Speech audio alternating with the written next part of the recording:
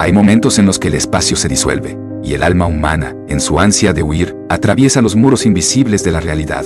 No para alcanzar la libertad, sino para descubrir cuánto duele estar solo en medio del infinito. Así comienza la historia de Jumper, no como una crónica de poderes imposibles, sino como una parábola sobre la evasión, el miedo y la nostalgia de pertenecer a algo. David Rice no es un héroe, es un símbolo. Representa al hombre moderno que ha roto los límites del mundo, pero no los de su corazón.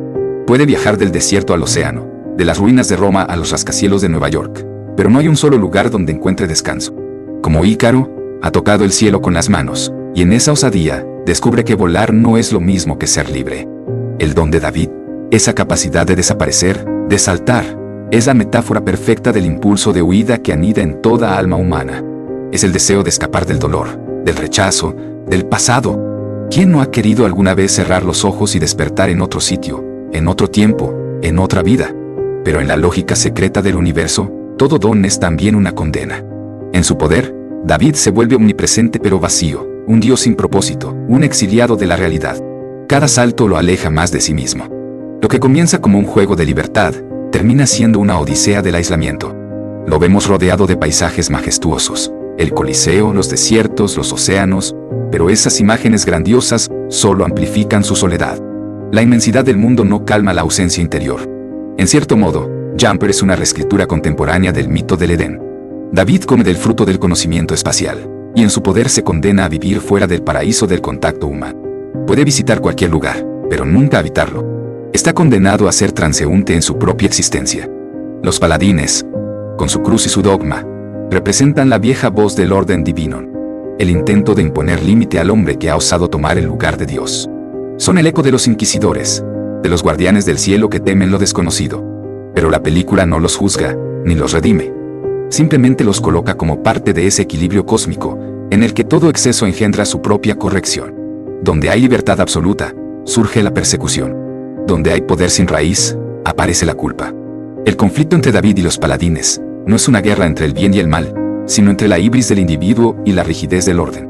En esa tensión vibra la tragedia humana, el eterno intento del hombre de conquistar lo infinito sin perder lo que lo hace humano. Griffin, el otro Jumper, es el reflejo oscuro del protagonista, su sombra junguiana. Vive con rabia, con cinismo, con la furia de quien ha hecho de la fuga una forma de vida. Él ya no salta para huir, sino para destruir. Es el Prometeo desencantado que ha dejado de creer en los dioses y en los hombres. Frente a él, David aún conserva un atisbo de inocencia, una chispa de redención posible. El amor por Millie.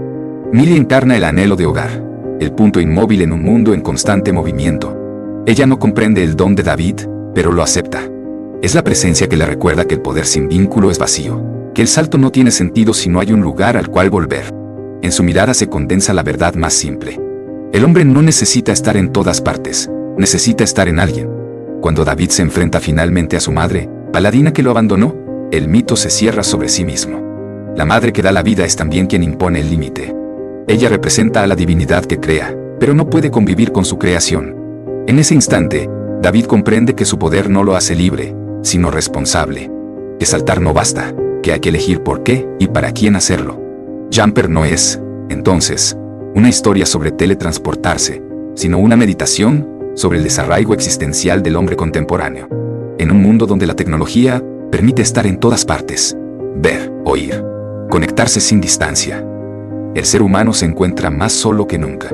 Viajar sin moverse, comunicarse sin hablar, amar sin tocar. David es la encarnación de esa paradoja moderna. Un viajero inmóvil, un fugitivo del contacto. En su esencia, la película plantea la pregunta que define nuestra era. ¿De qué sirve dominar el espacio si hemos olvidado cómo habitar el alma?